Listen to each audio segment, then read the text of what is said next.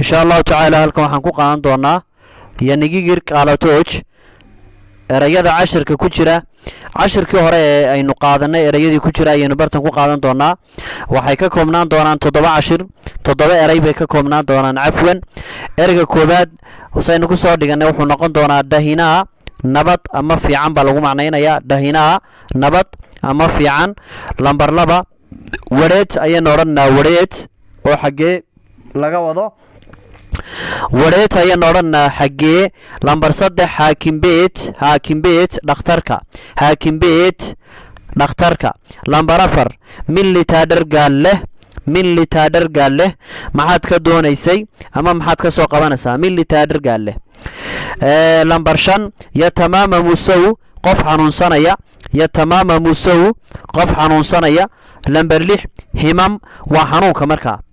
himam waxa afxabash lagu dhaadaa xanuun marka lambar 7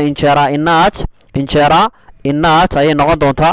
erayadan cashirkan uu iska kooban yahay cashirkii hore aynu soo dhiganay ayuu insha Allah taala la socdaa cashirkii hore ayuu la socdaa marka casharaanta waa la iska diyaarin doonaa aad baana la isooga xifdiyi doonaa qaabkii hore aynu xusul gudbin jiray waxbaynu ka bedelay muddooyinkan casharaanteeda ka habsaameen waxaan isku daynaa casharaanta inaan wax ka soo bedelo marka insha Allah taala casharaanteena hadda kadib qaabkan ayaan u qaadan doonaa wassalaamu calaykum waraxmatullaahi wabarakaatuh halkaas ayuu noogu joogi doonaa cashirkeenu